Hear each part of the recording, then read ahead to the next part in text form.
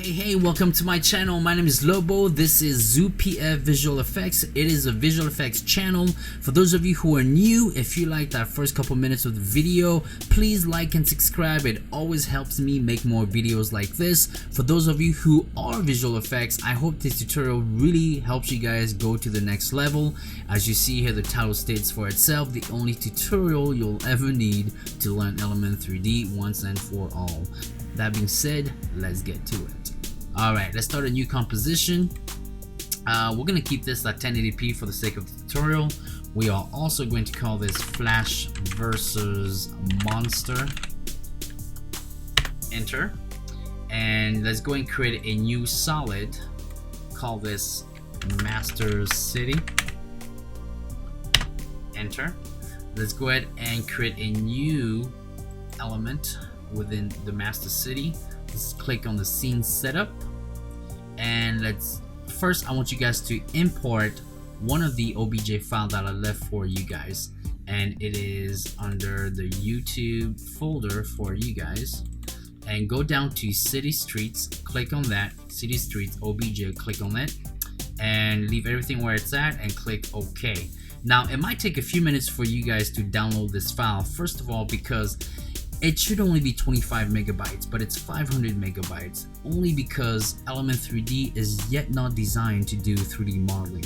So if you're going to do any modeling in Element 3D, you're just adding meshes on top of meshes, which really adds up to the vertices and the faces, which then also adds up how big it is. Okay, so if it takes a while for you to download it, now you know why. Now we also have to fix a few things here. Let's go ahead and fix this right here. Now, one thing that I figured out is every time you try to bake anything that you create in Element 3D and try to turn that into an OBJ file, it's never going to come out the way you created it. I'm not sure why. I'm not sure if it's an After Effects problem or an Element 3D problem, but I'm hoping that in version 3, this problem will be gone. So this right here, it's this glass piece right here. Okay, so what we try to do is just take it back to what it's supposed to be. So go to basic settings, click here, take it here, move this up to about a bluish color, click OK, then go down to your advanced tab, click screen, and take your force opacity to about 35%, and that's what it was supposed to look like. Now we also need to fix these lamps here. This is supposed to have a light in there, so it's right here. So what you need to do is go to your presets, go to physical, and click here, bright light. There you go. See, now you see all of them have a light, but it's daytime, so we need to turn that down. Go to illumination and take it down to 50% of intensity, and now it looks more like it's not even on. That's what we want. The next step is fixing these traffic lights here. It's not supposed to look like this. We're supposed to see pedestrians walking, and it's supposed to be gray, and this is supposed to be red, orange, and green, with the red lit higher than the other ones. So once again, it didn't come out the way I wanted to when I baked it and exported it as an OBJ file from Element 3D. I think there's a different equation that goes into place with Element 3D, because even when you bake a file into an OBJ file and you try to bring that and import it into a 3D modeling software, the 3D modeling software can't read it. And so I think it's only meant for Element 3D, and that's probably why, you know, we still see some problems with it. Hopefully in version 3 it'll be all fixed. Okay, so let's go and fix those really quick. So I want to take all these out. I want to keep this right here, so let's go on the red, go to illumination, take it about right there, click OK, and let's take the intensity to about 250. Amber is more orange, so let's take it to an orange color, and let's just give it 20% intensity. Go to the green, same thing, let's take it to a green color, about right there, and take the intensity to 20%, and now it looks more like what it was supposed to look like. Okay, now that we have this, that takes care of this section here. Now what we're gonna try to do is, let me show you what we're gonna try to do. So let me click OK here, so we see this just like this. what we're gonna try to do is create this scene right now. Okay, so this is a condensed version of what I created. So this is a city that we're gonna try to create, and then we're just gonna throw some trucks that will stay stable and they're not gonna be moving, and then this helicopter will be moving around. And so we gotta make sure we create this helicopter too, and then we'll have a cop car right there moving through, and we're also gonna have a few pedestrians here. So as you can see, Flash is right there, and we're gonna have these pedestrians here. She's gonna be walking, he's just gonna be waiting for the bus, and Flash is gonna be running. And all of these, and they all have real human behaviors. And so if we scroll through, you see they are walking, right? And this guy's looking for the bus, and Flash is moving in one spot, which is okay because I specifically did it this way so I could control where Flash is going. And it was the same thing for her too. She's just walking in one spot, but I just moved her forward. Okay, so that's what we're gonna be creating here.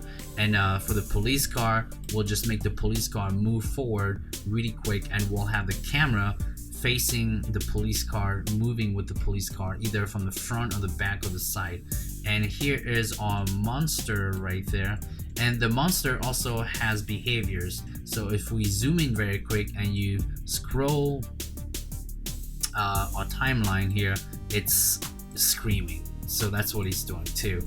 And so this whole entire thing here is a condensed version of my whole entire scene, and hopefully this will stay within 1 hour or so.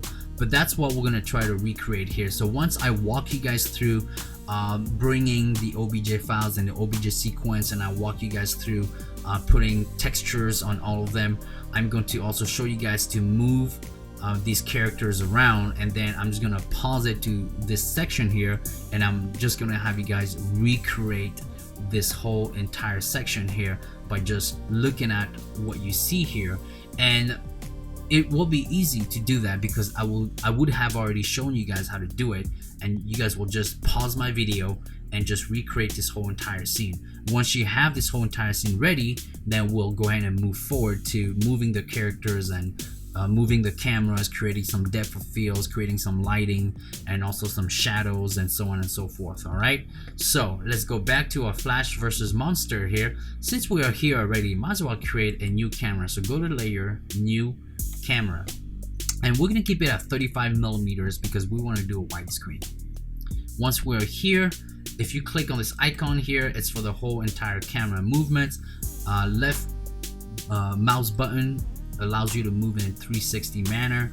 Right click button allows you to zoom in and out, and center button allows you to go up and down like this. Okay, so what we're gonna do now is just put our characters and our cars and our helicopter in all of the locations.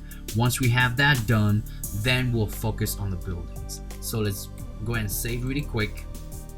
Click on our master city, click scene setup, and what we want to do now is correct all these wordings here. So click enter, and let's call this master city. Click OK, and I want you guys to create a new folder by clicking this icon within the master folder. Double click or click enter, and let's call this city streets. Click enter. I want you guys to put the city streets in here. Now let's create a new folder, and let's call this folder people. Click enter, and now what I want you guys to do is import our people into this, but don't import doing it this way. You have to import by using file, import, and 3D sequences, because we are importing OBJ files, and together these OBJ files are like frames. When you add the frames together, you create movements, and that's what we're trying to do here. So click 3D sequence and go back to your YouTube folder, click people, and let's go ahead and grab our man sitting waiting for bus. Let's go ahead and just grab the double click on this folder here, sitting and waiting animation blender, and click here. There you go. Once this pops up, just click OK, and let's go ahead and click this icon here to zoom right into our character. There it is. All right, so to make sure that our character is working, I want you guys to go down to the start frame here, and just move to the right. And if it's working, then you'll see some human behaviors. Okay, now we need to put some texture on this guy. So go back here, click here, and go to our material section, click on diffuse here, and find wherever you put your YouTube folder, and go back to people, go back to men sitting on bus, and click texture folder. Now double click that. There you go, our texture is right on here. Okay, click OK, and now we need to put a bump. So let's click on bump, and there it is. Now the bump is an illusion that creates depth on characters or anything that you create. All right, so it's important to have that. So we're gonna take the bump and take it to 30%.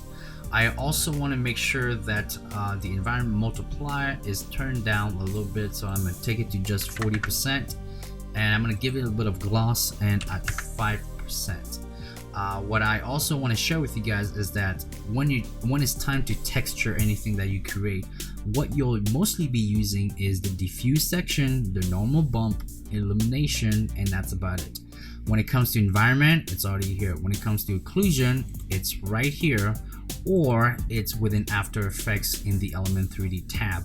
When it comes to glossiness, is right here, and when it comes to reflectivity, it will depend on what you have. If your OBJ file needs to reflect things, then it will have a specific texture here.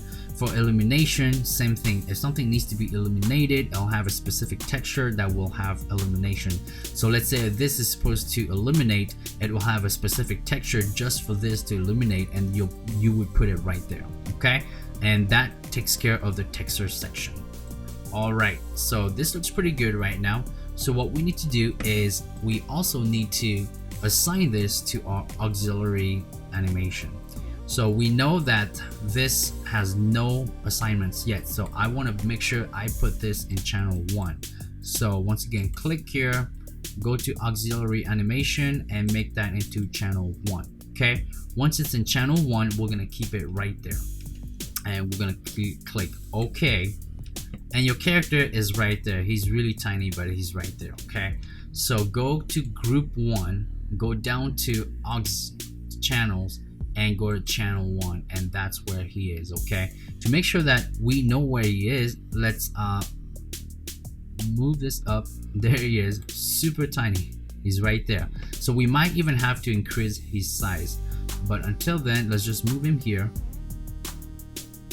You can still see him because I can, and let's move him down. All right, it's obvious that he's super tiny, so let's go back to scene setup, and let's crank him up to be about 200, and let's click OK. There you go, he's gone bigger. Now here's a camera trick for you guys. Go to view and click 2 views and zoom out using the center of your mouse. Go back here and click this here, find your camera, which is here. Now what you want is this section here to be faced here. So grab this section with your left mouse button, take it here to where our guy is, and now no matter what we do, our camera is going to be always facing this way and going around and circle around this way if we move it around. Okay, so let's do that right now. There you go, now you can see what I'm talking about. All right, okay, this looks pretty good. So now all we need to do is bring him down and move him over here. Okay, so let's go ahead and do that right now. In channel 1, we're gonna move him back here. Now I'm not going to do it perfectly, but I do want you guys to take your time and do it perfectly so that it will look great for you guys. Okay, I'm going to put him right there. Now I'm going to use my camera and move around here and see if I need to make this guy bigger or not. So I'm going to move him about right there, zoom right back on him, and I want him to sit down, so I'm going to move him back just a tiny bit. There it is. Now he's sitting as best as possible, and you can tell he's too small, so we need to increase his size. Scene setup, so let's go ahead and do 300 just to see what that will look like. And 300 looks like it's about right, and maybe 250 I would say. So let's try 250. Boom, there you go. And 250 looks pretty good actually. So let's go ahead and move him back up.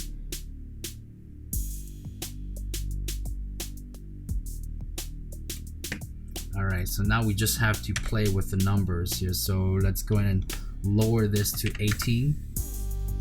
Okay, here we go. And he's sitting down, but he's not touching the floor. And the reason why he's not touching the floor is because, as you can see here, there's a mistake right there, okay? And that's a mistake that I made myself. And so you guys can fix that, and I'll show you. The way to fix that is to actually go back to our scene setup and to click our city and to click this section here. Once you click this and you open this section, you'll see everything that allowed me to create this section, which is quite a bit. And to be honest with you, if you want to fix it, go ahead and fix it, but I'm not going to fix it. I'm going to click OK instead, and I am going to increase his size to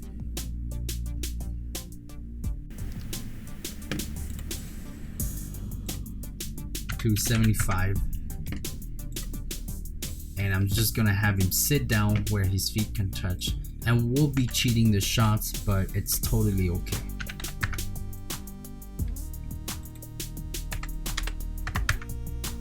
So let's do 19 and maybe 18.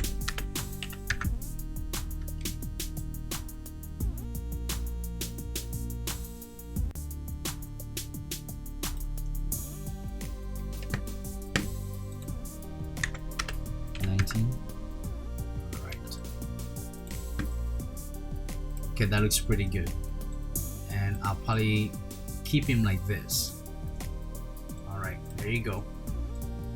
Now to make sure he's moving, all we have to do is just scroll down the timeline to see if he's making human behavior gestures, and he is, so that's perfect. All right, so now what we want to do is same thing. We're gonna bring the female and a woman, and we're just gonna have the woman walk down here too. So let's go back into our scene setup and let's go back to people, and let's go ahead and go file, import 3D sequences, people, female, and let's have her walk. And I have some run too, and I'm just gonna do walk for now. You guys can do run. Once again, all I want to do is give you guys an overview of how I created my scene and just allow you guys to be the ones to create that scene. So let me make sure I do 275, and I want to do 275 for her too. And you know, I might even make her bigger because that guy, if he's standing, he's probably pretty big. So let's make her 300. That's more like it. Let's put a texture on her really quick. Let's go back here, go diffuse, load texture, find wherever you put your file, and it's gonna be like this every time you put in a new 3D object until, you know, once it's there, then it's there. You know, I'll always be able to find it. For YouTube, people, female character, texture, boom, let's bring this in. On diffuse color here, I want to just bring it up just a tiny bit, and what I want to do is also give her maybe 5% of shine, and maybe take the environment to multiply down to 70. Here, it looks more like it and it looks much better. Okay, so what I want to do now is make sure that she is in channel 2, because he's in channel 1, she needs to be in channel 2. Okay, let's click OK. Now I want her to be close to him, so I'm just going to use his coordinates to put it on her, so she can just be right there. So let's go to channel 2, copy, paste, copy, paste, copy, paste. There she is. All right, now I'm going to move her over here instead. So I'm going to close channel 1 so I don't get confused, and let's just move her over here. Okay, now we're gonna have to move her up a little bit. so that she is touching the ground as well with a foot. So let's go 13. Let's zoom in, and it looks like she's off the ground a little bit, so let's go back to 14 and maybe even 16. 16 is too much, so we know it's going to be 15. There you go, 15 it is. Alright, so what I want her to do now is turn around. Oh, did I make her run? Oh, looks like I did make her run. Go to rotation for her and let's turn her around. Looks like she is running. Let's see. Yeah, she is running. Okay, so let's fix that really quick. Let's go back to scene setup and let's import the walking. There you go. Now she's in Aux 2, so let's go and fix that. Aux 2.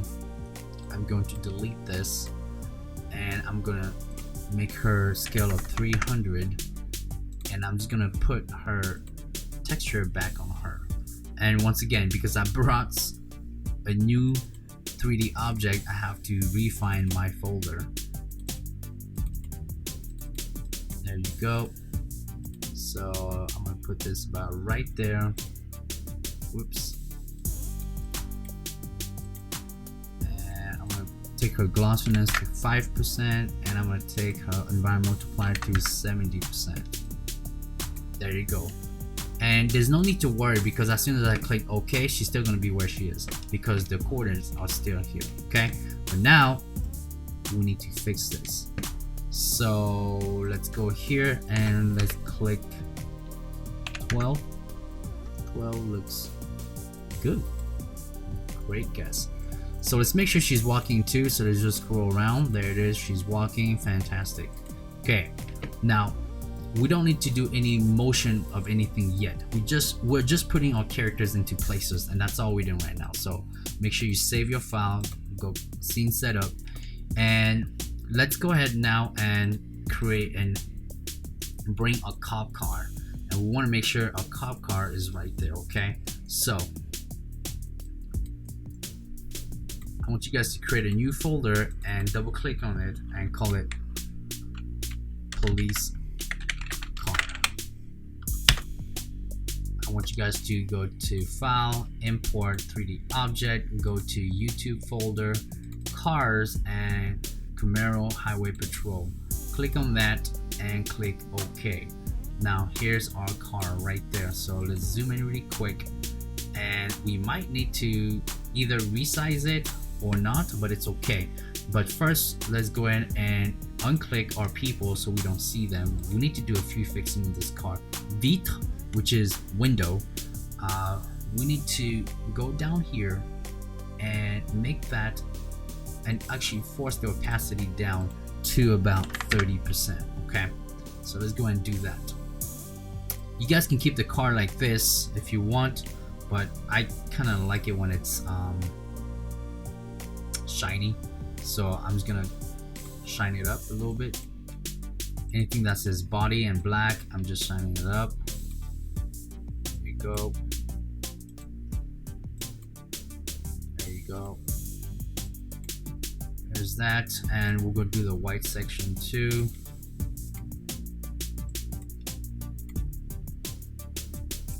Glossiness, that's how you shine the car. Okay, all right, and I think there's another section here, particle, it's already right there.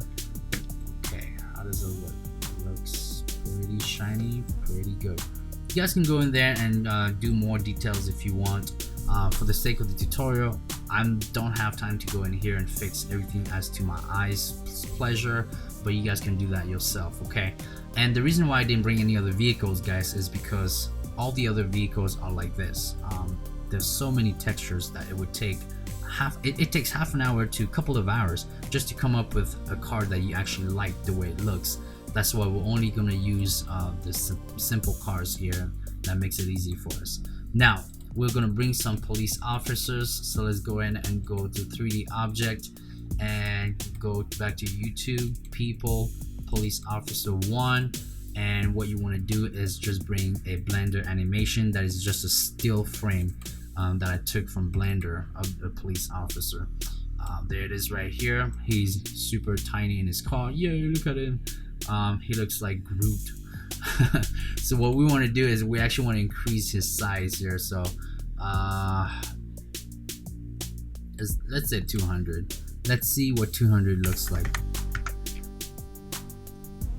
And we just want to have him, because he's a still frame, so it doesn't matter. Alright, so he's still pretty tiny. So let's go ahead and say 250. Let's see what 250 looks like. Looks like 250 looks way better, but now his feet are coming down there. So what we also need to do is bring this cube here. Now you can't see the cube because it's super enormous. Alright, so if I zoom out, there it is, you see it, right? So what we need to do is we just need to shrink that down to 2%. Click this so we can see it, and then let's bring it down to right there.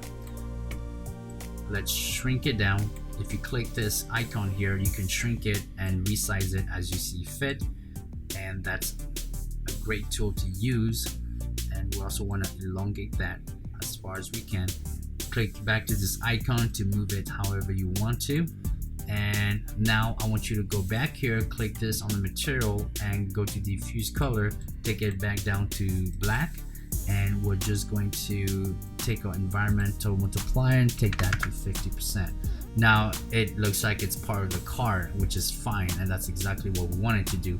Unfortunately, his hands are not on the wheel, which is a bummer, but there's nothing we can do. Well, the camera will be facing this way, so you'll never see him actually hold the wheels, which is fine. And so I say we should even make him bigger. So let's go back to police officer and let's say 260. There it is. That looks so much better, and we'll just put him right there, just like that.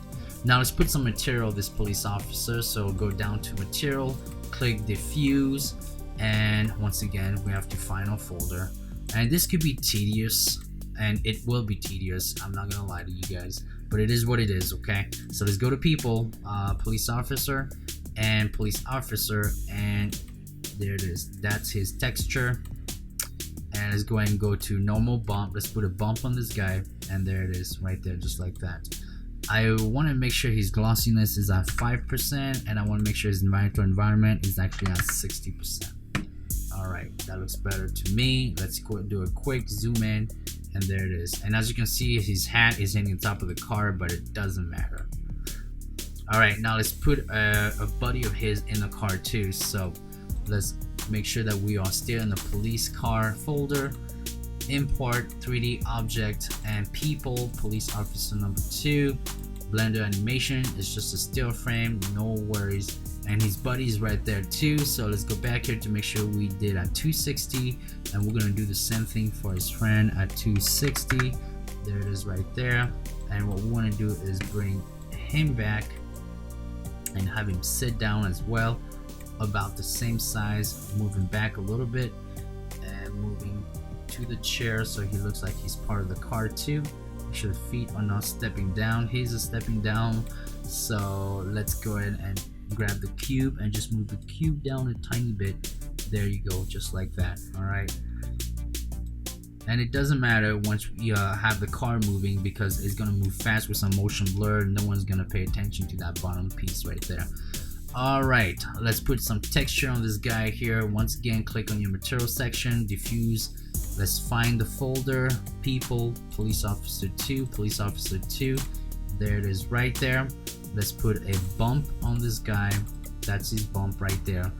You may be asking, hey, what are the other things? So this is the glossiness here, and these other things would work if you're using a 3D application modeling software. You'll be using all of these, but for Element 3D we usually mostly just use these 3 here.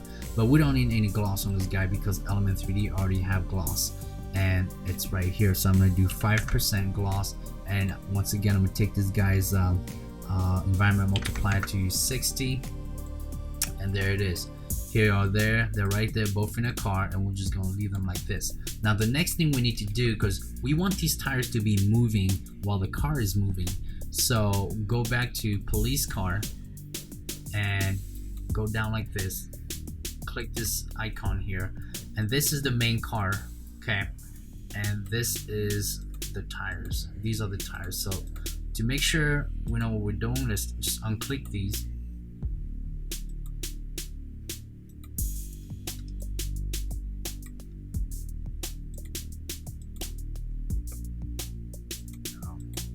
Never mind, I'm in the wrong section. This is a police officer. I'm sorry. This is what you need to do right here, okay? So if we click things out, there it is. Here are those guys looking like this. So we need these tires to be moving. And so all we have to do is first make sure that the car is in an auxiliary channel. Since we already used channel 1 and 2 for the people walking and sitting on the bus, we're gonna put this in channel 3, group 1. And what we want to do is put the tires in group 4. Channel 4, not group 4. So that we can have separate control of the tires in channel 4. You'll just have to remember where things are located. Alright, now we also have to make sure that everything else, these here are in channel 3, because they have to be connected to the car. Go. All right, once this is right here, we're gonna move the car over here. So let's move that car back, let's rotate it, and let's just move it back to about right here. Let's see what it looks like. Because there are no animation in this car, we can move it where we want. If there were animations, it would be very important to keep all of your characters in the center like we have our people here. It's crucial to leave them in the center and just use the auxiliary channels to move them around. If not, and if you don't do it this way, when you let the animation take over, these characters are going to be moving back and forth like this. And when that happens, it's because they're trying to find the center, which is right here. And if you move this here, they'll keep going back to that center, and that's the whole problem of this. So if there's animation, leave it in the center, use the auxiliary channels to move them around. Okay, very important. Now that we have this right here, all we need to do is click OK and make sure that our car pops up over there. So it's being loaded right now as we speak. There it is. Let's just move a camera all the way there. So let's do a camera trick again. 2 views, and go back here, click here, here's your camera. Let's move this over here like this, and then go back here, click here, and let's just zoom into our police vehicle. Obviously this is not working properly. It's because we need to go back in our scene setup and fix it in there. So let's go to police car, click this icon to have a focus on that. Let's move this down to about right there. Let's click OK, and there it is. Now it's fixed. Alright, so that takes care of this section right here. Now what we need to focus on now, let's go ahead and focus on Flash. I'm going to put Flash right there. So let's go ahead and go to File, Save, click Scene Setup, and let's zoom out really quick, and let's just keep it right here for now. For Flash, we need Flash and the monster to be in separate sections. So Flash is going to be in section 2 and the monster is going to be in section 3. And the reason we need to do that is because they are not really part of this whole entire environment. They will be moving on their own, and because of that we need to put them in their own section. And the same thing will go for the helicopter. So let's go ahead and create a new folder, and let's just drag it down, and now click 2. So what you want to do now is you want to, same thing, you want to go File, Import, 3D Sequences. Let's find our people, let's find Flash, and let's do the running at 60 frames per second. Double click on that, keep everything where it's at, click OK. Now, just to make sure they are all the same size, we're going to bring this back into the master file. And then just click on Flash and see where Flash is. See, Flash is really tiny right now. So we need to increase his size. So let's go ahead and make it 275, maybe 250. How about 250? 250 is too small. Let's do 270. 270 is about right. And so now that we know he's the right size, let's bring him back down here and let's do channel, not channel, but section 2. Now let's put a material on him really quick. Click back on this icon here, so we go back to materials, click on diffuse, load. Once again, very tedious, but it is what it is. We have to find our YouTube folder, people, flash, textures. There it is. Let's put a bump on him too. Here's his bump, just like that. Let's take his bump to about 60%, and let's make sure his diffuse, let's give him about 10% on the glossiness, but let's give him about 50% on the environment multiply. Actually, let's do 60%. There it goes. He looks much better. Now, to make sure that he is moving in motion, go back here again and go to start frame and just scroll to the right, and he is running in one place, which is exactly what I wanted him to do, so that I can just control him using the auxiliary. Since he is in group 2, make sure he is in auxiliary animation channel 1. Okay, click OK. Now he's right there. We need to bring him down here, no problem. We're just going to use the same coordinations here to throw him right here. Okay, go to the Aux Channels, number 1, and we're going to use the guy sitting on the bus, and just copy and paste.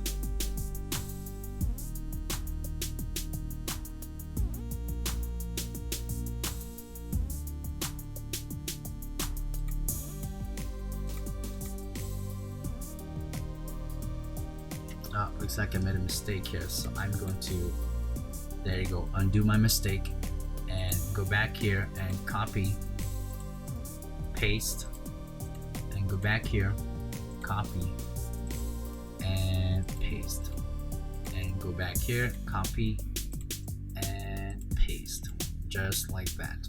Okay, so now Flash should be right there with them too. So let's go ahead and do our camera trick so we can bring the camera back to where we want it to be, which is, whoop,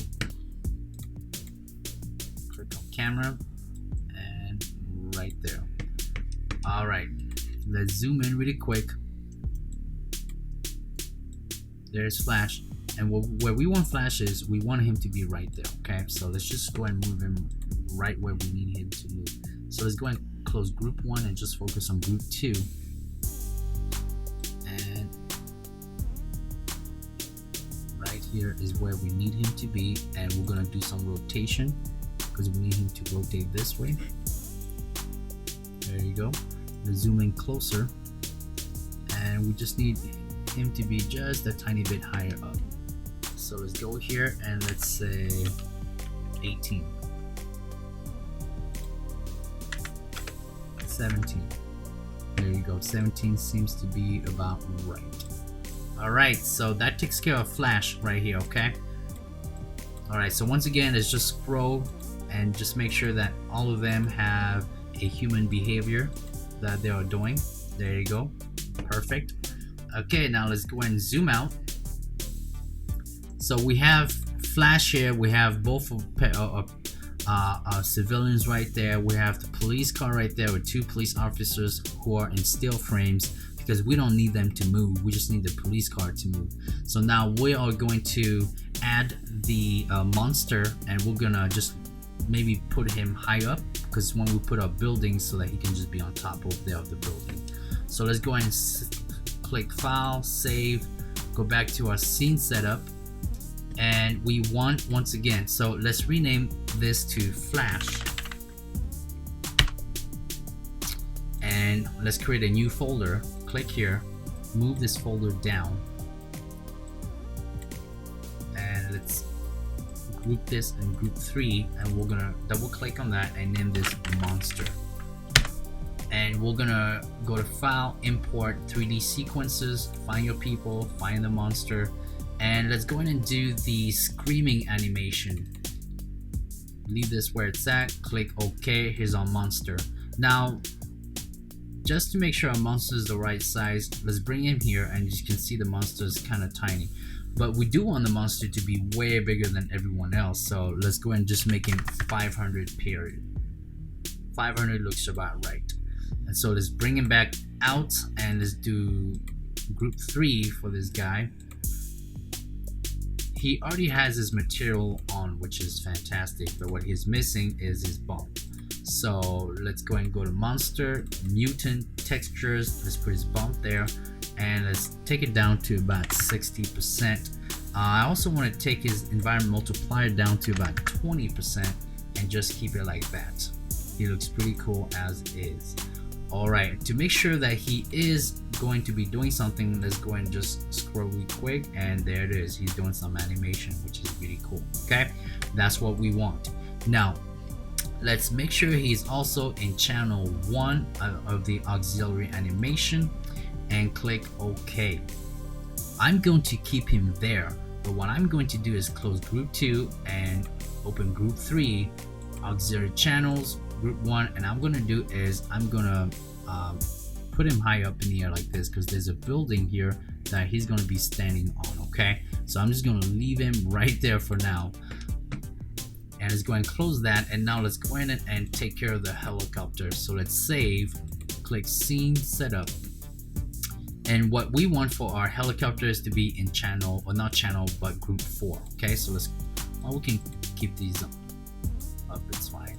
Let's move this down here and let's call this helicopter.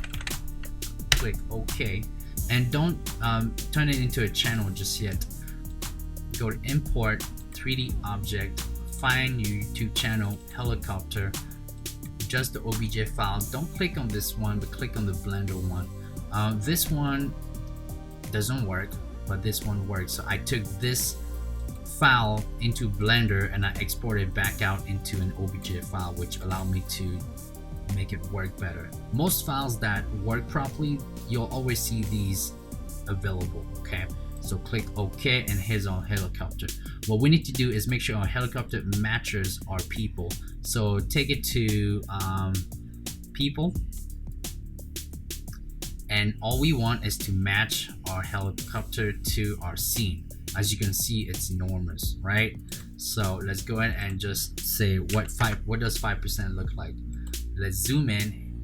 Here's our people right here, and it's still too big. So let's do 2%, and let's zoom in, and 2% looks about almost right. So I'll say, how about 3%? 3% looks pretty big still. So how about 2.5? 2.5. Let me see. What do you think? What do I think? 2.5 still look too big, so I would say 2.2. 2.2 looks about right. Okay, so actually, you know what? I think 2% looks about right. So I was my first thought was right all along, because if this guy is sitting in there, he's just about right. All right, so now that we know this looks great, so grab the folder again and drag it all the way down and make sure it's on channel 4. Okay, but here's the thing. What we're gonna do a few fixing too. So we need to make sure that this is right in the middle. So click this icon here, move this right at the center as best as you can, and just move it back to there. Okay, and then click this again to lock it, and take the helicopter and take it to the center. It's very important that we do this right now. Okay, just like this. Okay, now the next thing we need to do is we need to open all of these and fix them as well. So let's go ahead and fix that. Click this and fix it. Now if you don't fix this, when we spin, the blade is going to be spinning wherever the center is, so it's going to be going around like this instead of being in the center. That's why we need to fix that right away. So let's get close like this, and that looks pretty darn good. Okay, all right, good. So I'll actually move back a tiny bit, this there. Now I'm going to lock it. Let's make sure everything is where it needs to be. Okay, now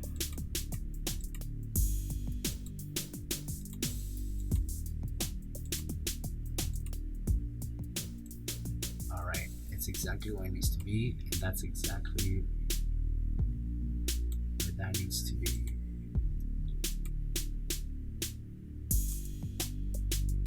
Okay, sounds good. Now that we have this, let's go and put some texture on this. So once again, just have to find it. Tedious.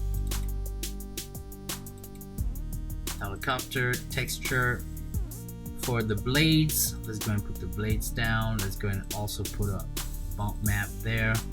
I want to take this down to about 15, and I want to take this down to about 50. There you go. For our body, let's go ahead and put this in here. Let's go ahead and put our bump in there as well. There it is. Let's take the bump to about 70. Let's take this to about 50. Let's take this to about 70. There you go. Okay, there you go. Rotor, same thing. I'm gonna use this middle piece here, just like that. Put the bump, put this at 70, put this at 50, and this at 50, 15 and 50. So 15. There it is. Interior, we're going to be using this again. Let me see. Heli bump.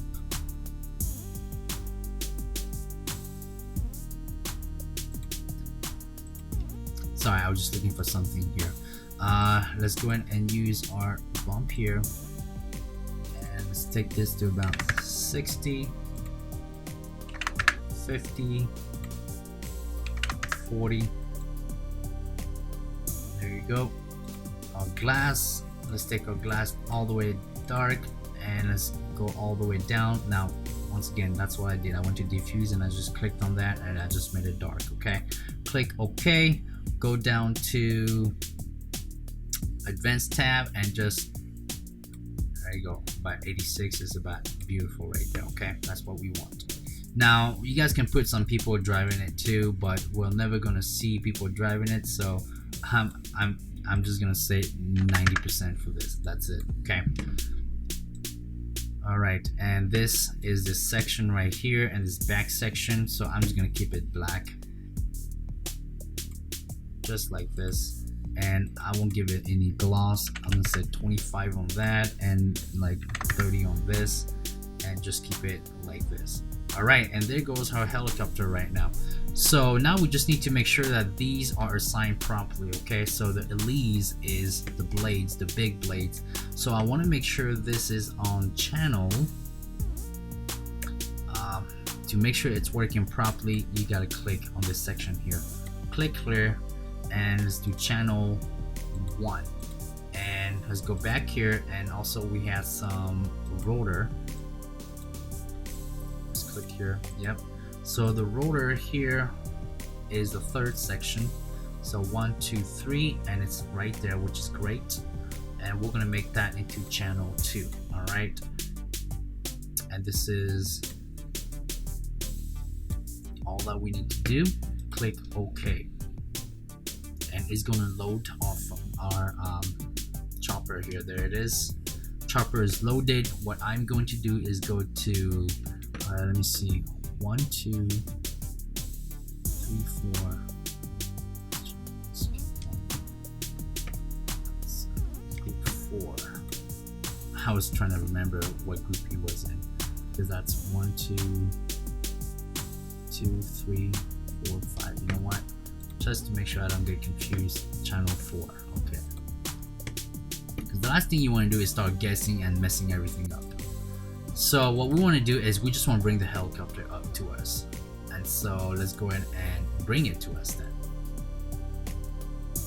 we're gonna have it move to us, and we're gonna have it move this way, and we're gonna make it go a little bit up, and we're gonna do some rotation. There you go, just like that. All right, and to make sure that the blades are working properly, let's zoom down to the helicopter really quick. Let's go to channel 1 and let's see if it's working. So let's go to rotation, and should be a Y rotation. Aha, and you can see it's not working properly. So we have to try to figure out what's going on here. Okay, so let's go back to scene setup. Ah, there it is. So let's go and fix that right now. There you go.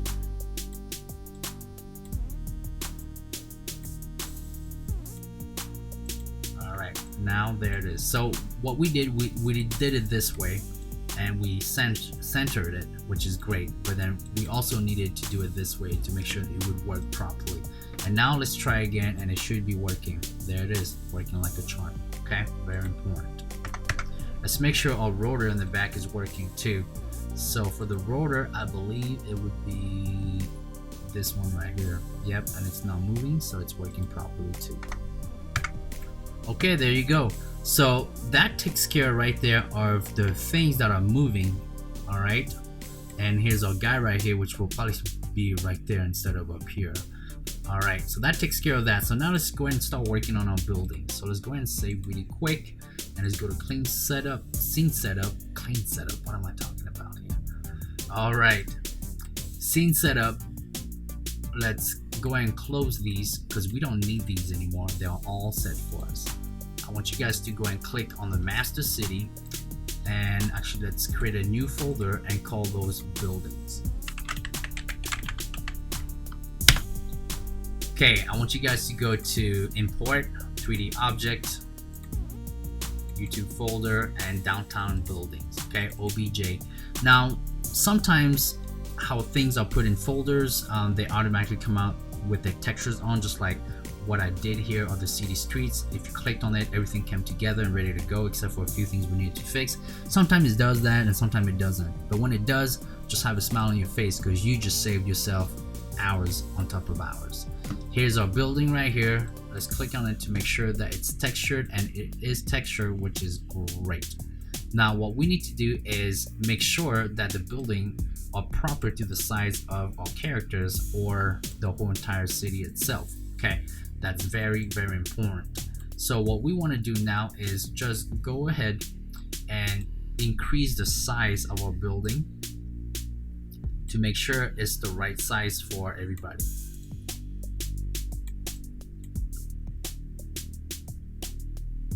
So let's move this back, and let's see what it would look like next to people. Let's focus it, and let's move it down, and let's see those doors here.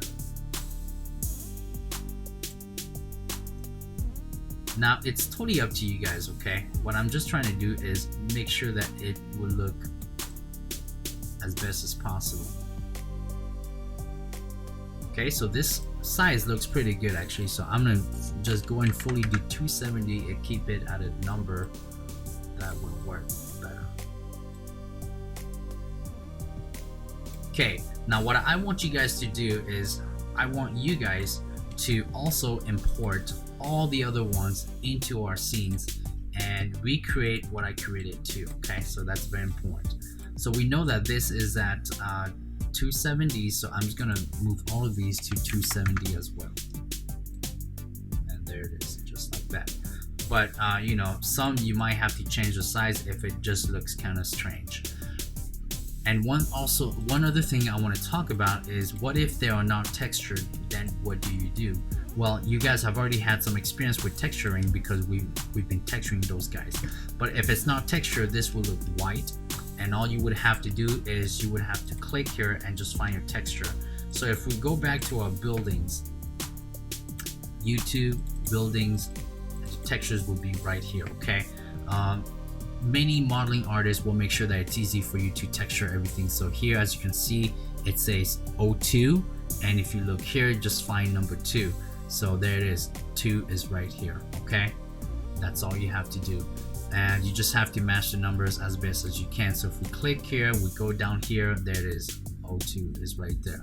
Now sometimes you might put a number in and it might just not look proper at all. So if it doesn't look proper at all you have to do is reference yourself back to the building by where you found the building, and looking at the building and make sure it looks exactly the same, or use common sense. If yellow bricks is not supposed to be there, just change it as well.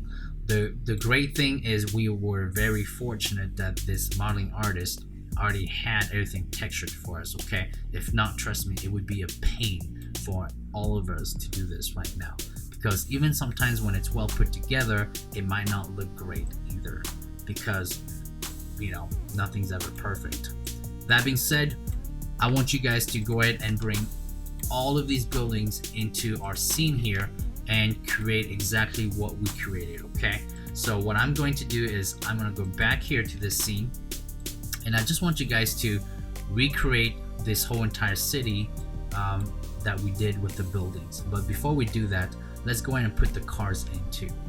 So let's go back to our scene setup again,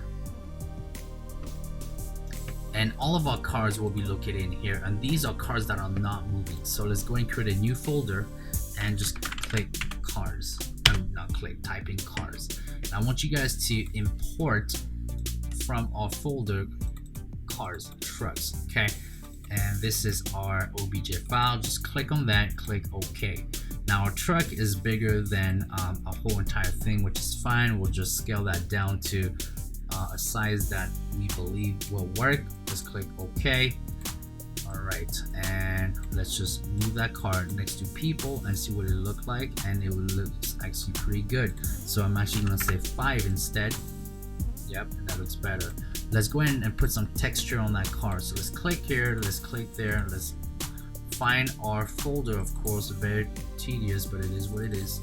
Tutorial 5 for YouTube, cars, and here's our texture right in here as well. So let's just make that car red for now. Okay, let's go and put a bump in there too, and here's the bump. All right, and it's keep the bump where it's at, but I want to take the glossiness to about 25%, and I want to take the environment, multiply it to 50%. There it is. Okay, so now what I want to do is just move the car where I believe it should go. So I'm just gonna say move it here. I'm gonna click on this icon, I'm gonna click shift, and I'm gonna rotate it in increments, and I'm just gonna move it right there just like this. Okay, all right, so let's click on it really quick. Let's make sure that it's touching the ground properly. All right, just about like that. That looks great. Now that we have this car here, all you guys have to do is duplicate this car over and over again, and just click Control D to duplicate and just move it wherever you want to. All right, these are the 2 parking lots that the cars can go to. If you want, you can have some cars parked here as well, everywhere you want. Okay, so now let's click OK, and both our cars should be here right now. Let's go back here, and what I want you guys to do is pause my video and just try to reduplicate this city right here that you see. Okay, so I'm going to zoom in really quick and just move it around so you guys see which is which. There it is. Let's move it around this way now. There you go. I'm going to zoom it out so you guys see what's what. There you go. Let's zoom it into these apartments right here. And these buildings are high resolution, guys, really high resolution. So these are perfect if you're trying to put buildings behind some real footage.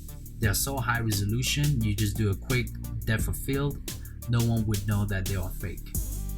All right, so let's quickly go up like this. There it is. All right, everybody, by now I would assume that either your city looks like mine or you actually created a city that you enjoy yourself.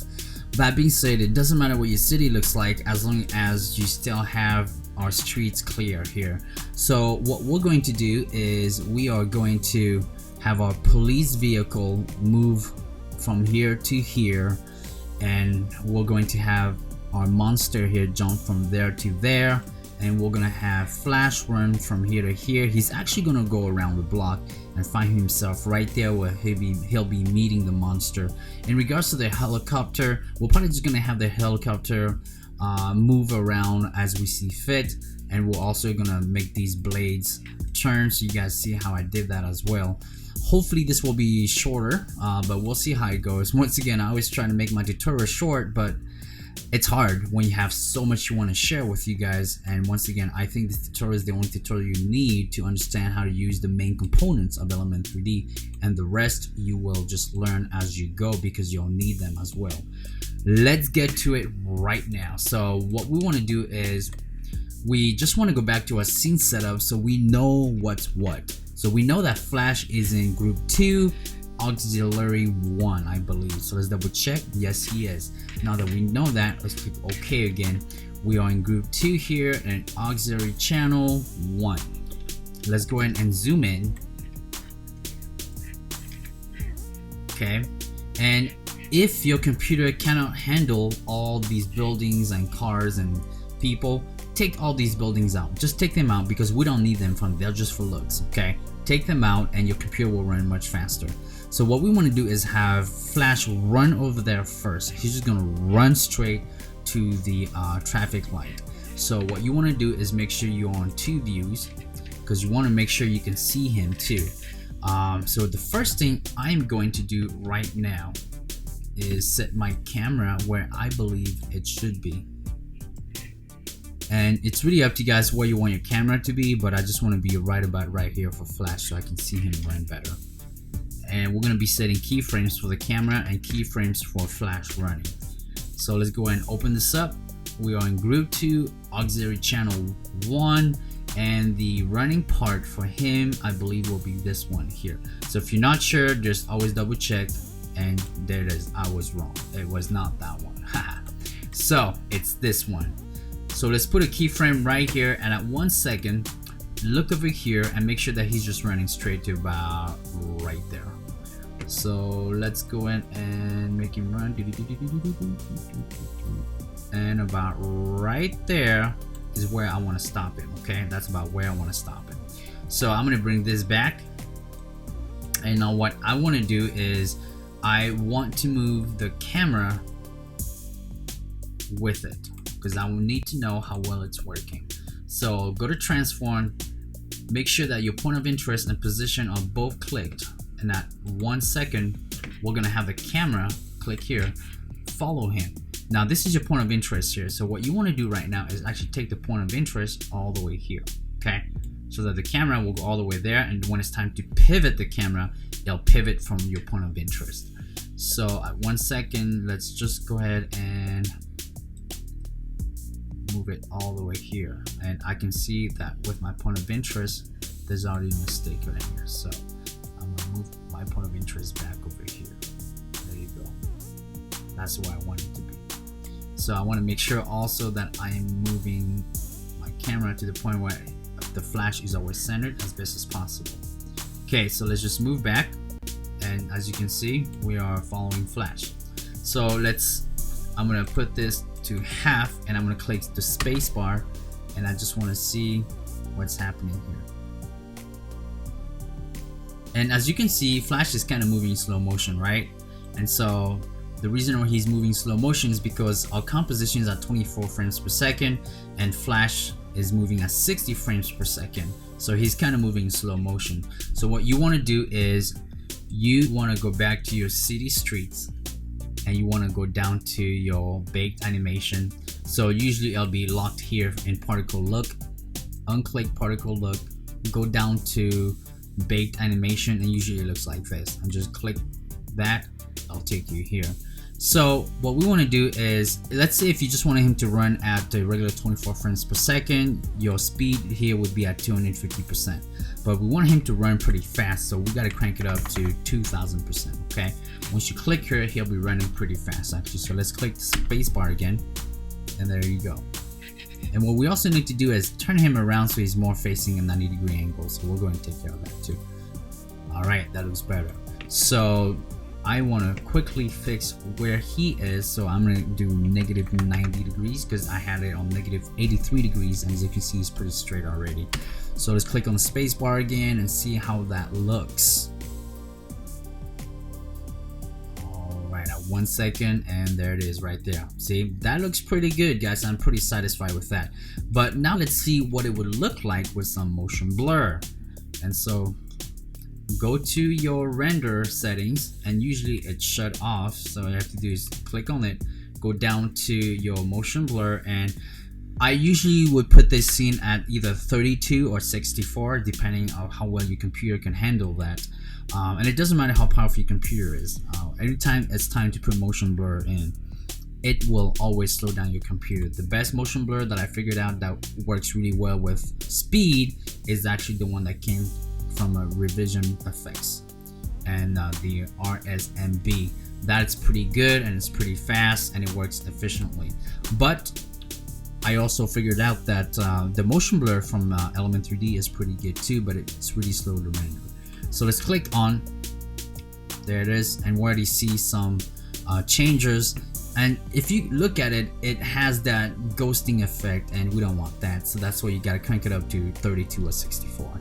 But for now, that's all we want, because we just want to see how it's gonna look like. I'm gonna not crank, but take it back down to a quarter.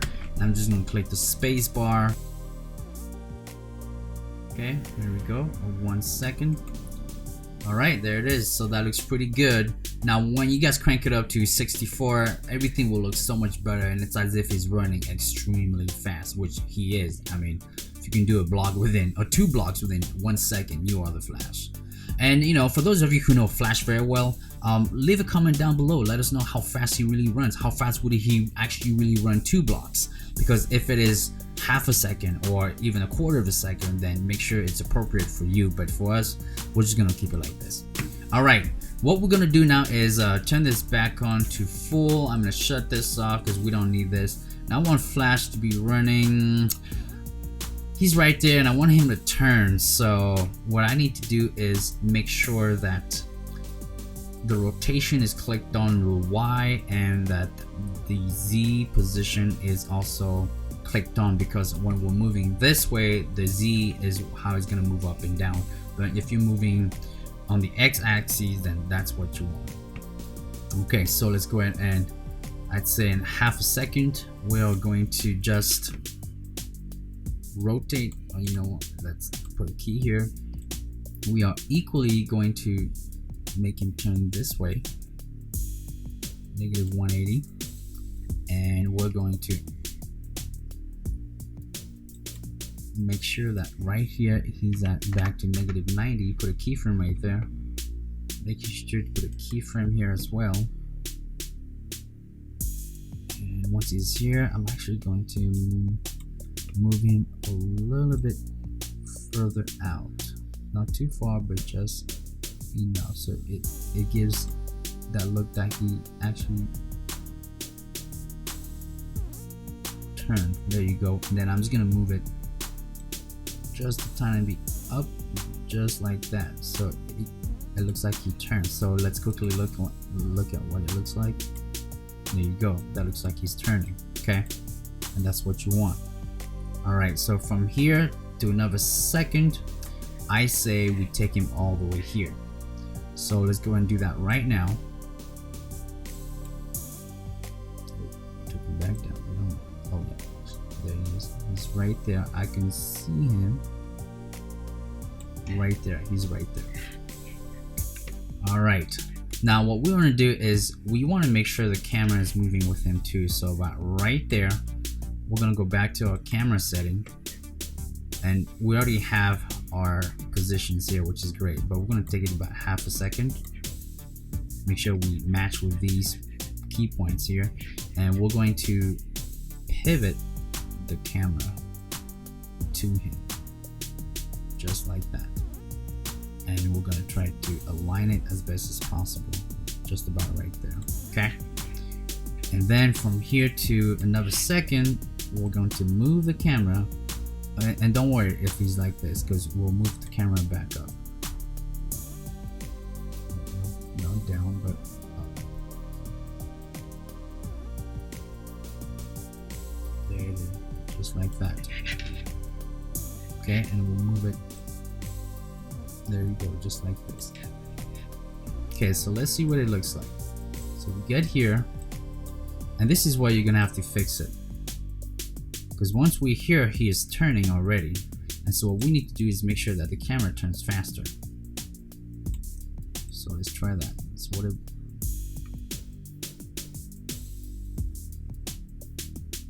So we can tell the camera's too close to him. So what I'm going to do is I'm going to undo that, and I'm actually just going to move the camera where it's supposed to be right away. Move this back so we can see him. There you go. So let's quickly look at it. So just turning right here. So what we want to do is we can even put it right there.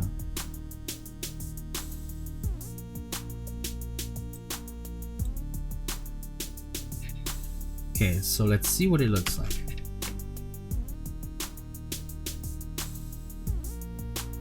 He's running. Camera pivots with him. And he's running. It's obvious that I could do a much better job with the camera.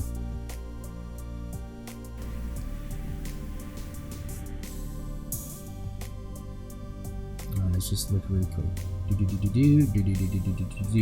Okay. So once we get here, even right there, the camera has to be moved already right away. And you just have to take it about right there. And so we're gonna take these out, just like that. And let's just see. All right, so it looks pretty good. So once we get right here, we're gonna just shut these out.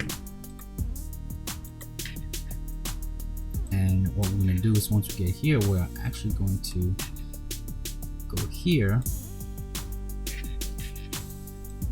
Let's see. Does it move with him? Or it moves faster than him? So what we want to do is we need to set a new keyframe.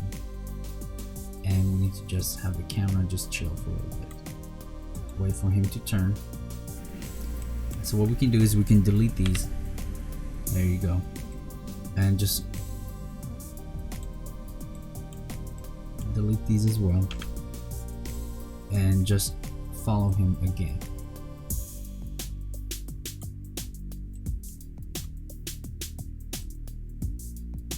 There you go. Okay, so now let's look.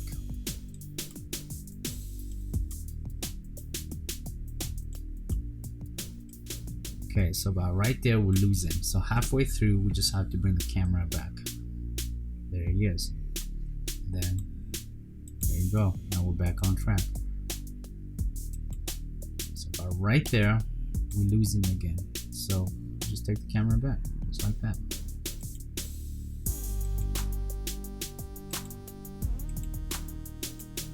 Okay, so now let's quickly see what it looks like, but I'm gonna make this 1/4 because I just want it to go faster.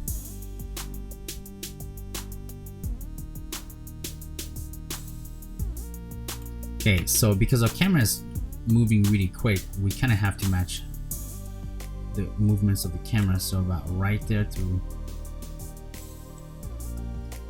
so right there to right there, I'm gonna move this right there just like that.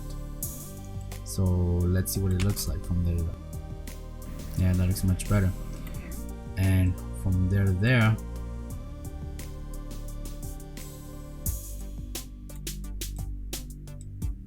move this closer.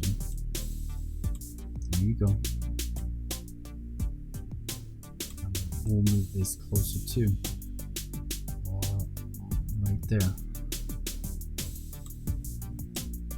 Alright, let's take a look at it now. Alright, that looks much better. There you go.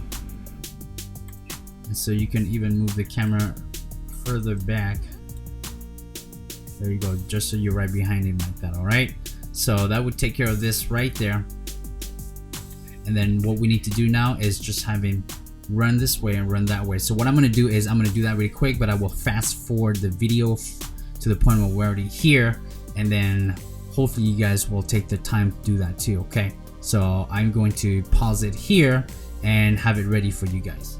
Alright, by now I would have assumed that you had Flash running around the block looking just like this. Okay, obviously mine does not look perfect, but it doesn't need to. Do take the time and make yours look pretty good. I just want to show you guys how I did it so you guys can do it with your own vision so that you don't have to copy mine, but you can just create what you want to create by just watching how I did it. Okay, so if you did it right, it's supposed to just look like this. If you put some motion blur to it, it's gonna look super awesome. Once again, just remember, motion blur is really taxing on your CPU and GPU. I would say about 32 is pretty good, but if you want to get crazy, you can go 64 on the motion blur on the element 3D here, right here, and that should come out pretty good too. All right, so now what we want to do is we want to give a shot of the monster here. So let's go ahead and make sure you guys turn this into Flash. So all you have to do is click on the solid, click enter, and just type in city streets Flash. Okay, once you are here, I want to duplicate this. Click Control D to duplicate, and let's rename this City Street Monster. Very important. Once we have that, let's go ahead and move Flash on top. Let's keep this. This was camera 1, but I changed it to camera 2, so make sure you do that too. So let's click on both, and we're gonna bring both to 2 seconds, and let's click here to see if it's gonna work. There it is, and we know that it's working. Okay, so let's go and go here to monster 1, and it looks like this. What we want to do now is create a new camera, and we're gonna name this camera 1. Keep it at 35 millimeters. Click OK, and what I want to do is I want to move the camera on top like this, and I want to click on this icon, right click to move forward, left click to move around like this, and center click to move up and down like that. Okay, so a cool shot that you guys can do is you guys can start from the street and just work your way up like that to the monster, and when it gets here, you can have, you know, music goes boom boom, something like this, with some camera shake. And what we want to do is take it to about right there. For me, I would take it about right there, but you know, you guys do whatever you want. This is your creation now. And this monster is gonna be screaming. I believe I already made the playback speed to 250%. So remember, the monster is in group 3 auxiliary 1, so make it 250%. Why? Because this is 60 frames per second, the composition is at 20 frames per second. So if you make this 100%, he's gonna be screaming in slow motion, so we have to fast forward his screaming to catch up to 24 frames per second, and about 250%, mix it close to 24 frames per second. All right, that being said, let's go ahead and turn this to quarter, and I just want to click my space bar to see him scream and then move to Flash running. All right, so here's that guy screaming.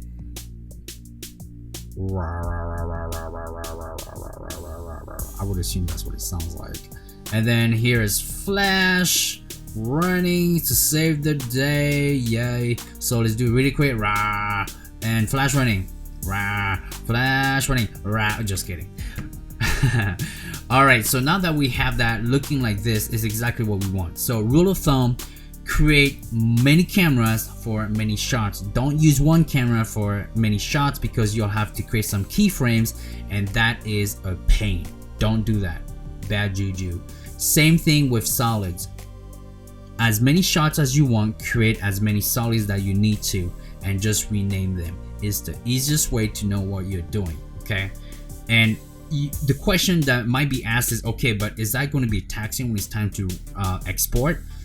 It is only going to be taxing if you're exporting from this and you didn't group everything out, you didn't pre-comp everything. Okay, so always pre-comp all your creation and then render and export. Okay, all right, that being said, we have the shot that we want. That's perfect, but now we do want a shot of the police vehicle moving forward as well.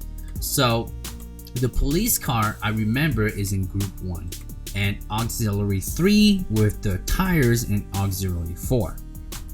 So what I want to do now is I'm going to use this to create a solid for the police vehicle, because Flash already has a whole bunch of keyframes, and I don't want to have to deal with the keyframes, and I want to deal with a solid that does not have keyframes.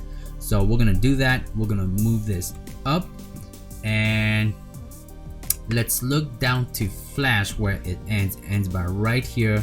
So I want to put my solid right there. Now I also want to create a new camera, and we're gonna keep this camera 3 for 35 millimeters. I'm gonna move this up, and what I want to do is move that camera here. So as you can see now, we are creating solids that is going upwards, and we are also creating cameras that is moving upwards, that is in coordinates to our solids. And this is to me, it is the easiest way for me to see what I'm doing. Okay, for you it might be different, but you have an idea now how to set mine out. Set yours out the way you want to see it, and it's best the way you think is right for you. Okay, now that I'm here, I need to click on this icon and I need to move that forward. As you can see, these are both our cameras here, and they are here too. Okay, this is our new camera right there. So what I want to do is I want to move down to my cop car, which is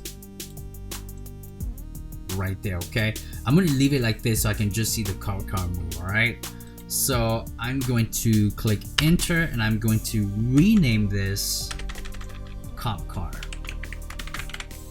and click enter.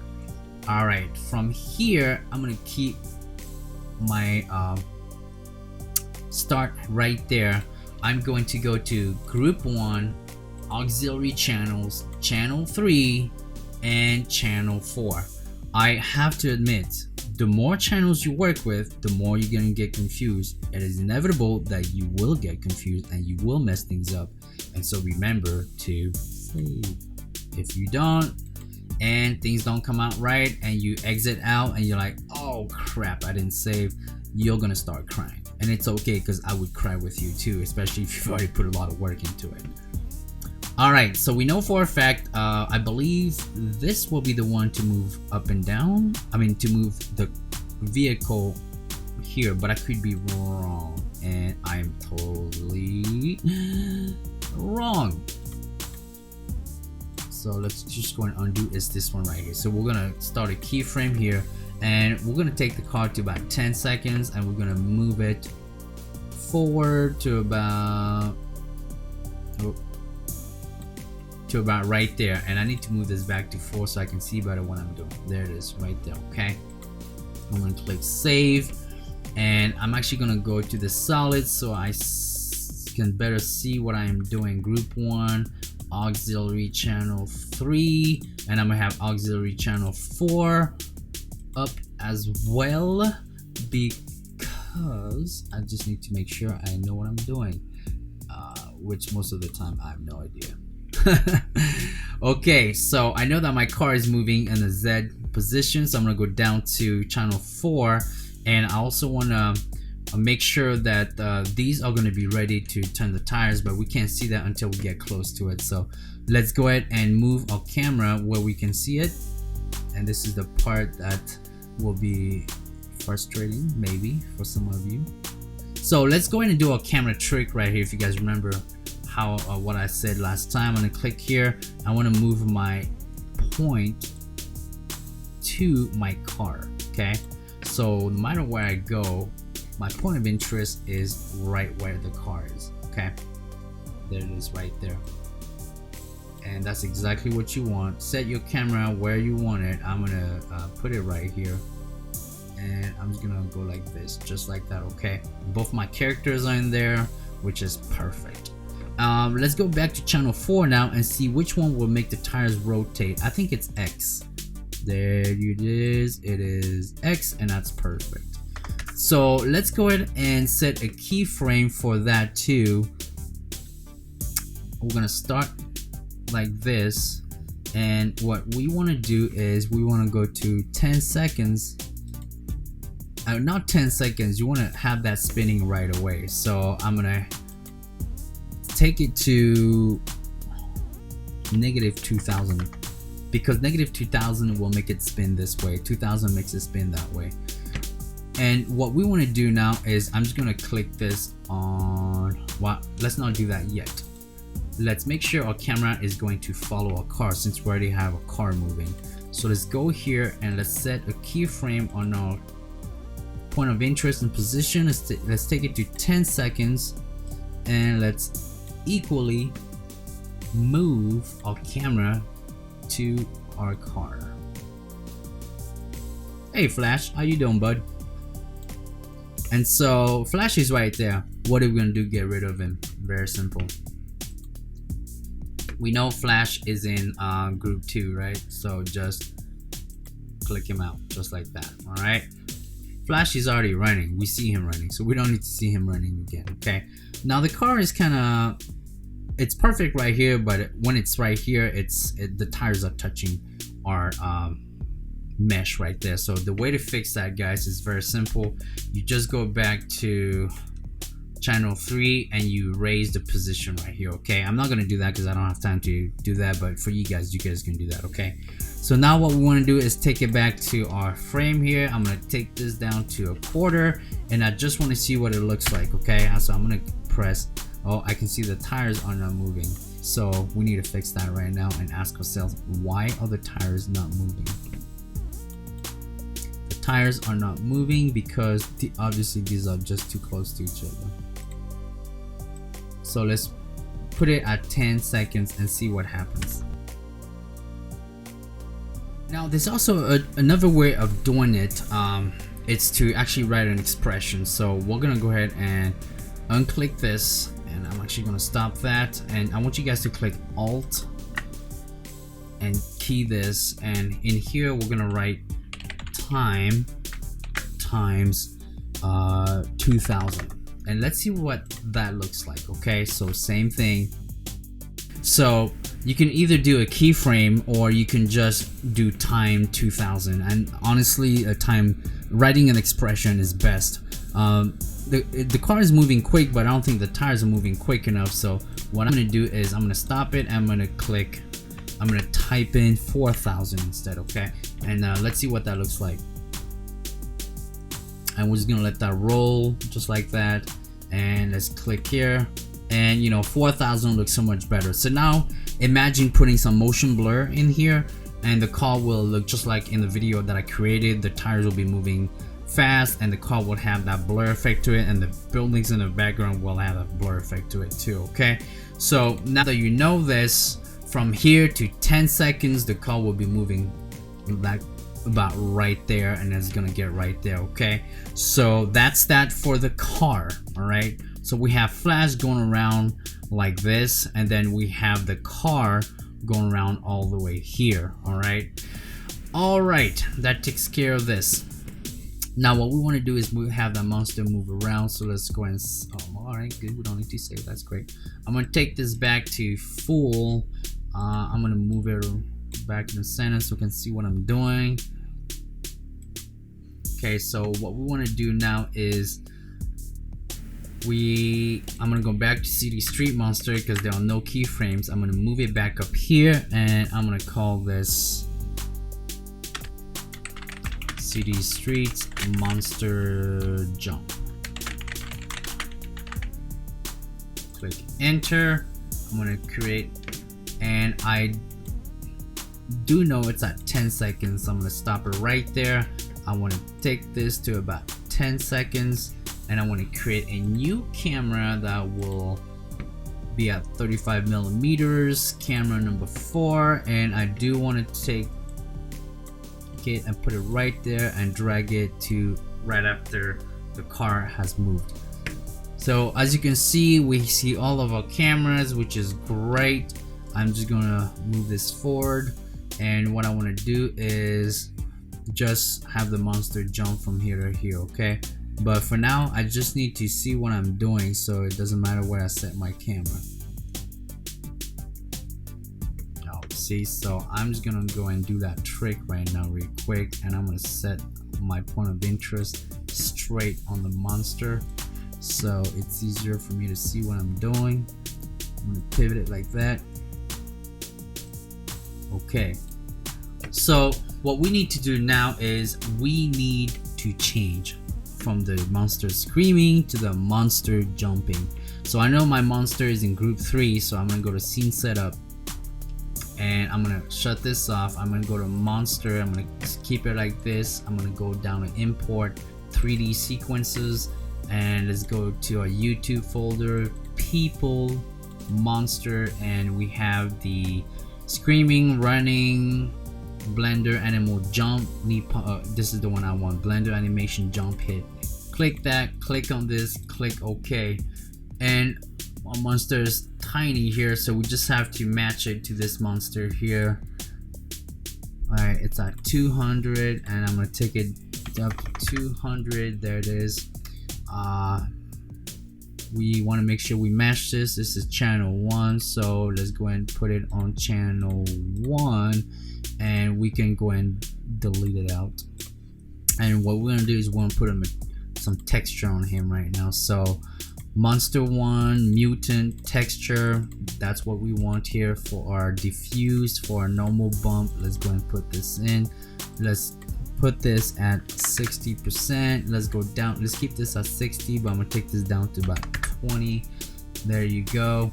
Now that we have that, let's click OK.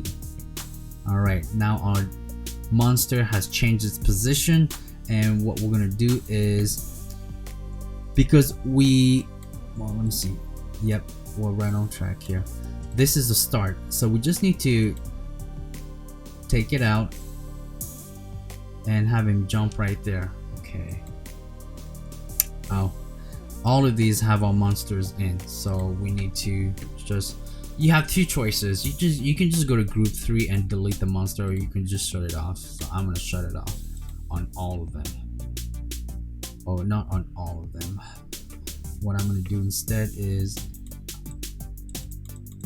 go here, and I'm going to go to composition, trim to comp work area, and this cuts it at this area here, and I'm just gonna bring this here and take it down to about right there. And I'm gonna do the same thing for here, just to be sure. I just don't want anything to pop up. So the one way I did earlier by shutting the group, you can definitely do that, but you just have to make sure you're not going to use that scene again, okay? But if you are, then it's just best to do it this way. So let's move around, make sure that everything looks good. There you go. And now we are looking good. All right, so now the monster is jumping and he's definitely out there.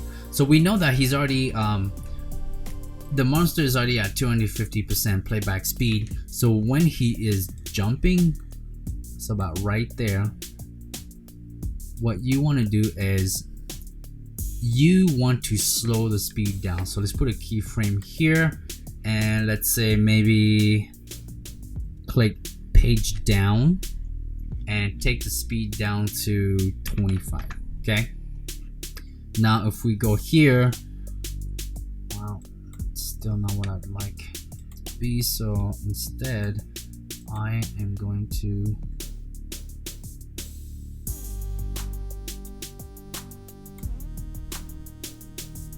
shut group 1.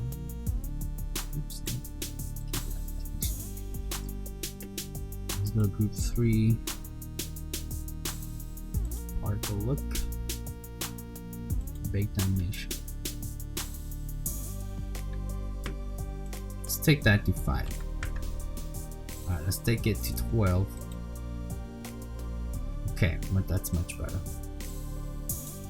And what we want to do once he's here is you actually want to make him jump all the way down like this. Okay, so I'm going to do this. It's not going to look pretty, but for you guys it's going to look great. All right, so take your time and do it properly. For me, I just want to do it quickly so we can get through it. Position, rotation. All right, I'm going to put a keyframe here. I'm gonna make him jump like a loop like this. Now you guys can do it through here, or you can do it through null. Really up to you guys, but I'm just gonna do it through here.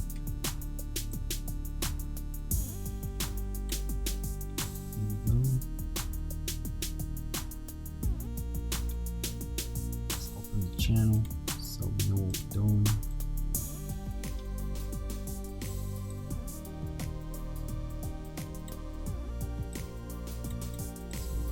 What I'm going to do first, I'm going to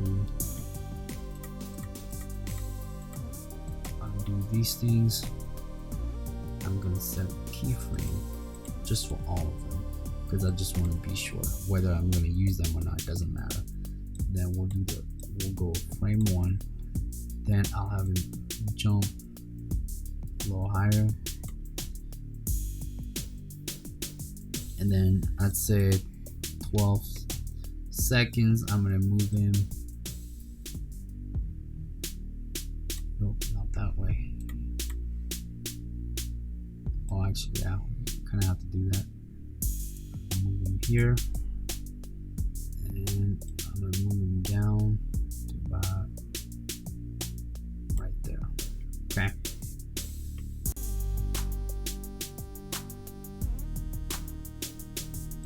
And then I'll say about 13 seconds. I'm gonna make him land as best as you can right there. So it's gonna look weird, but it's alright. I was like, oh, where did I send him to? Alright, he just went right into our mesh. Awesome.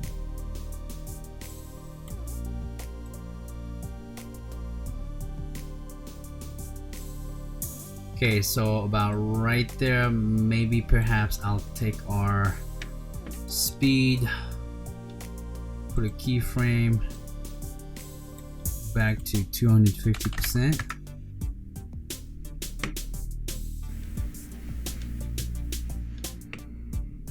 And we really don't know. Okay.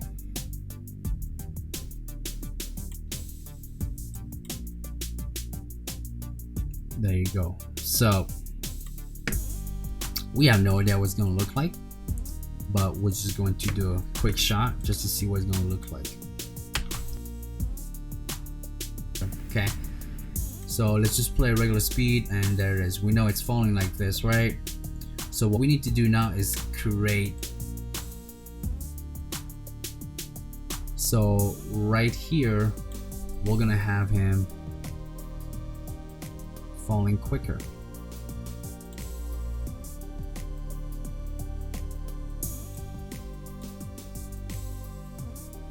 Actually, I'm gonna keep that where it's at.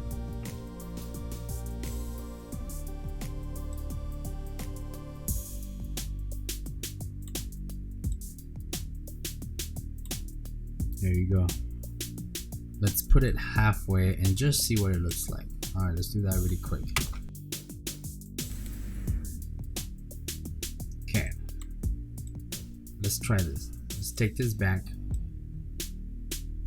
and let's move these actually right there.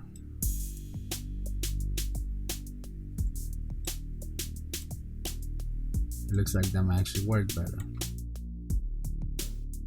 So now that it looks like that, we have two choices. We can set our cameras wherever we want, and we can just leave our camera like this. All right, so once we have that, there it is, just like that.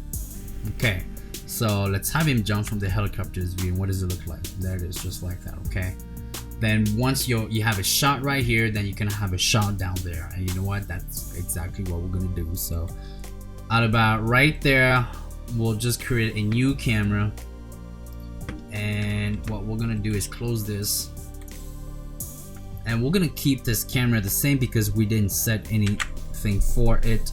And we want to grab this camera here, we want to put it right here, and what I want to do is I want to move this camera down to where he is going to be, and we're just going to put it right here, just like that. Okay, and so if we do it right, it should look something like this.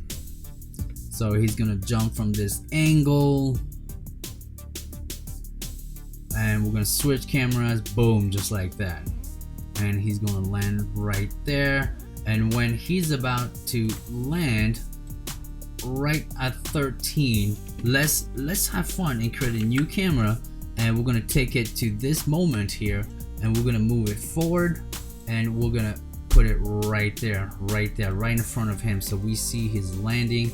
And let's see what it looks like now.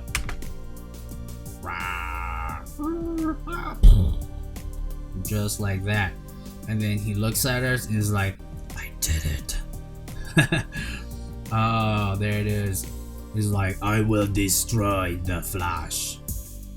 Okay, that was horrible voiceover. My apologies, guys. That's why I'm a visual effects artist, not a voiceover coach. Okay, so we're gonna use this solid here because it's the same shot as these three, so we need the helicopter to be seen here. I'm gonna make sure I save so I don't cry if my computer crash, which I don't think it would, but you know what, it is After Effects, and when it wants to crash, it will crash. However, this 2018 version with the new patch bug fixes actually is pretty stable, so congrats to Adobe for that. Helicopter is in group 4, and what aux is it in? Channel 5. Is it in groups? I remember I put it in groups. Okay. So we know it's using channel 4, so I'm gonna shut this off right here. Okay, it's where its position is. I wanna see, that's the rotation.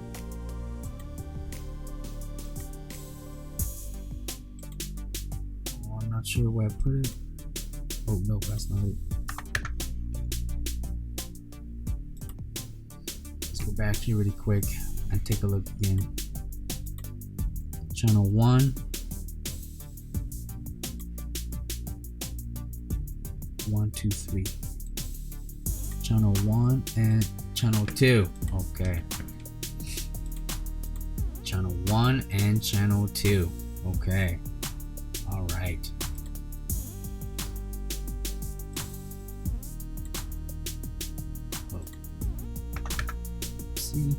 Rotation. Yay, that's it. So same thing, we're gonna write an expression, and so let's go ahead and open this up, and let's close group 3. Let's open group 4. Let's open the aux channels, channel 1 and channel 2. Channel 1, let's open the rotation, and we know that it's on the Y, so Alt click here, and same expression as earlier, time 2000. Okay, and so if my calculation is right, it's just going to spin on its own. Let's see. Awesome. So 2000 seems kind of slow, even with some motion blur. It's still gonna look slow, so let's just put it at 4000, and let's just see what it's gonna look like. Cool, that looks pretty cool. All right, just like that, guys. And that's pretty much how you ensure that the blades are spinning. Now if you put some motion blur here, you know what, let's just do it right now. We're not gonna render it, but we're just gonna click on motion blur to see what it looks like, and I'm gonna click this to actually 12. Oh, 3, and let's click on so you guys can see the blur. There it is. Okay, so it would look like this, but we can even go crazier. Let's go 24 just to see what 24 would look like, and 24 looks so much better. Okay, so once you guys add motion blur, it looks real and it looks great, but we're just gonna keep it like that. All right, so that's what I wanted to show you guys, how to create that. All right, guys, the last things I want to show you guys is creating some depth of fields, putting some ambient occlusion into our scenes, and putting some shadows and some lights, as well as a 360 skybox. So let's get to it. It should be fairly quick. So let's go to layer, new, solid. Let's call that 360 skybox and click enter. Leave it at 1080p. Once we're here, I want you to bring that skybox to the bottom. Let's go to effect, video Copilot, element 3D, click on scene setup, go to create, go to sphere, zoom into the sphere, and make sure your segment is at 20 to make sure our edges are smooth. And what we want to do now is put a texture onto that, and let's find the folder that I had you guys download, the YouTube folder. Here is it for me. Go to sky map, click on it, and there it is right here. We have our skybox map here, okay, but it's not finished here. We have too much gloss. Go to glossiness, take that down, go back up here, click here, and I want you to crank this up to about 400. And as we done that, you can see we don't see anything on the inside yet. No worries, okay? I want you guys to go back here and go to environment multiplier, crank this out to 700 so it will be well lit when we do this next move. Go back to sphere model, go to surface options, click invert normals, and watch the magic. Boom. Just like that, we created a skybox in Element 3D using a sky map that was specifically designed to do 360. Just like that. Very cool. Once you're done with that, click OK. Now let's go ahead and click back on this icon. Let's zoom into a 3D model. Let's just see what it looks like. Alright, looks pretty good. As you can see, my computer is lagging now because we are adding so much to this scene. It is ridiculous. Alright. Now, once we have that, let's go ahead and create some Ambient Occlusion, and we're gonna add some light and shadows, and then last we'll put our depth of field in. Okay, so I already did all of this for you guys, so I'm just gonna use this right here, this section here, and this solid here to do it all for you guys. Okay, and once you understand the concept of how I did it, you'll know exactly how to do it for all these other scenes. Okay, most of the time you'll want to create the depth of field and the shadows and all that stuff first, so that when you duplicate all of your solids, you wouldn't have to do it one by one. But for now, I wanted to make sure it was in this order, so we would do this last, just the way it is right now. Okay, all right, so let's go ahead and use this last scene here. So what I want to do now is I want you guys to go down to render settings, go down to shadow, and just click on enable. Okay, most of the time on the map size, it'll be here. I want you to double this for 1080p. And most of the time this will be at 1 for the blur radius. I just want you guys to put this to 0.5. The blur radius is the shadow itself. When we see the shadow, it's either will be blurry or will be super sharp. Up to you guys, up to the scene you're trying to create. The higher you increase this, the more blur it is. The less you take it down, the less blur the shadow becomes. Shadow size, usually it's at 1024, but I always take it to 2024. Okay, the shadow size will allow more shadows in areas of your 3D map. Okay, so I always like to increase this as as much as I can, if depending on what I'm trying to create here. But for this scene, 2024 is perfect. Now, ambient occlusion. Ambient occlusion is anything that has crease, that is behind something, usually has some type of shadows. I mean, if you're looking around your room right now, you can see that many places in your room has darkness, dark spots, shadows. That's what ambient occlusion does. It gives you that realism. Okay, so I want you guys to click on that as well and watch what it does. Okay, it's giving me shadows in places that's supposed to be there. All right, but as you can also see, it's almost like a cloud of dark color. Okay, so if you crank up this too much, this is what it's gonna look like. So I always say just keep it to about 2, unless if you're trying to create a specific scene that has a whole bunch of ambient occlusion in it.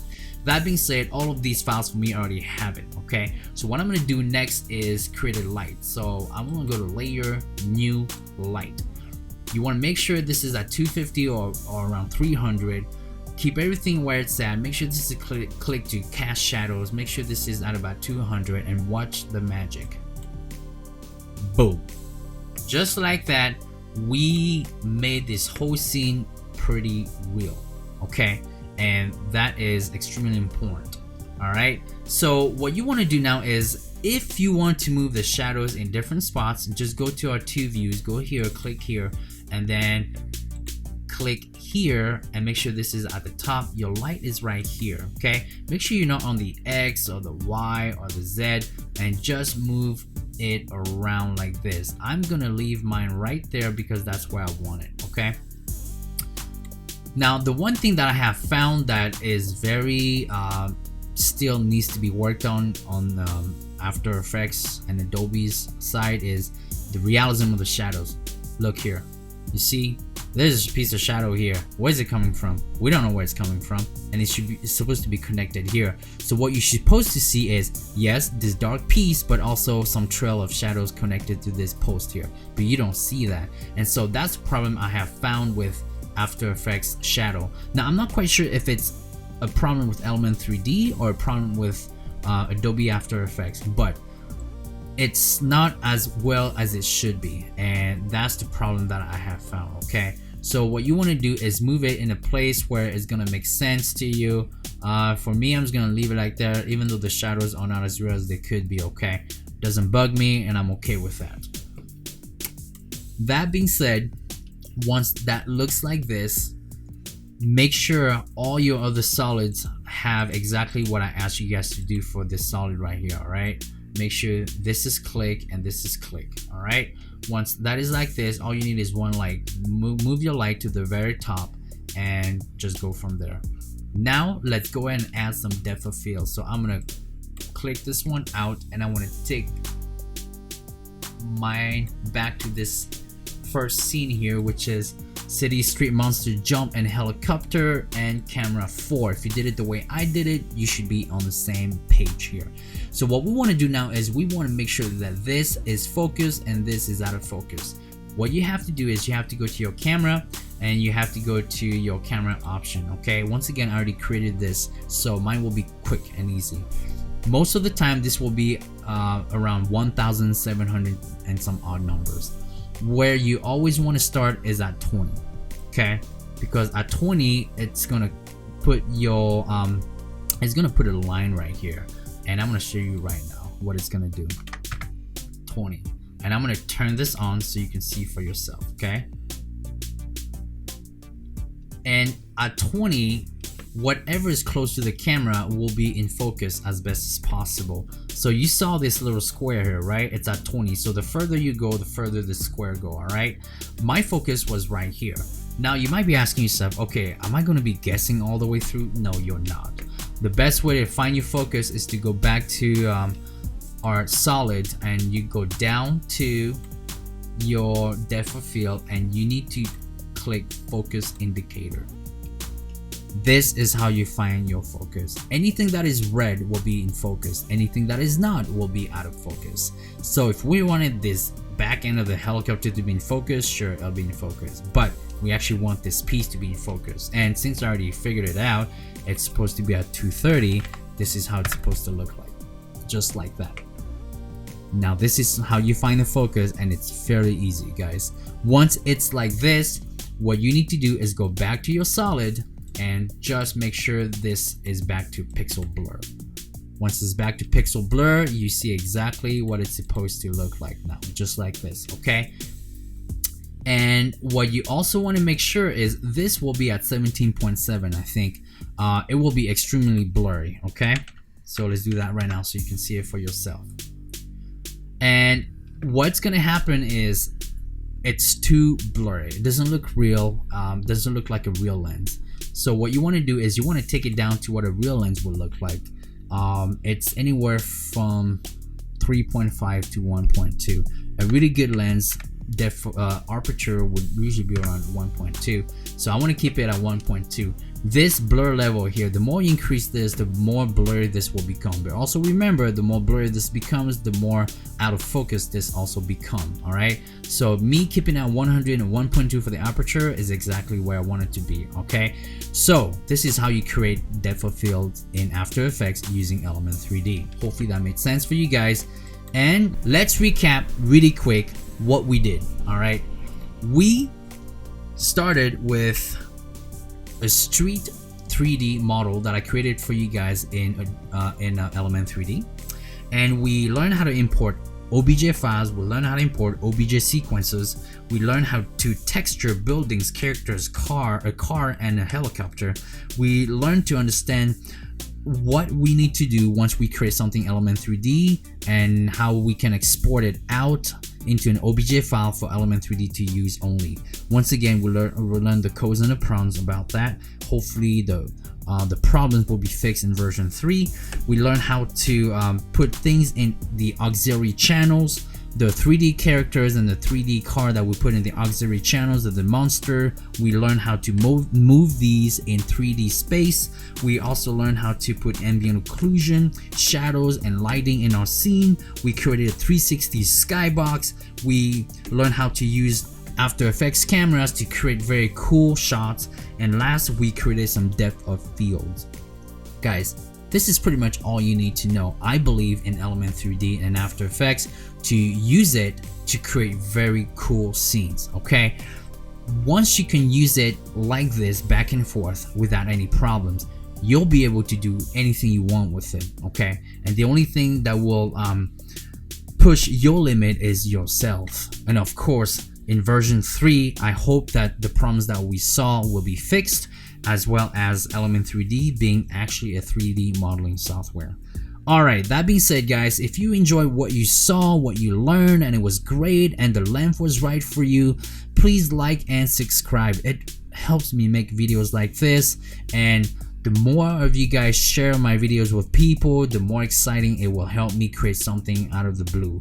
Also, if you guys did not like this, it was too long, it was boring, you learned nothing, guys, you know what to do. Thumbs down too, it's okay. That's what happens when you put yourself out there. People are gonna like your work, people are gonna hate it, just the way it is. That being said, you guys have been part of my channel, ZooPF Visual Effects. My name is Lobo, and I will see you all next time. Thank you and bye bye.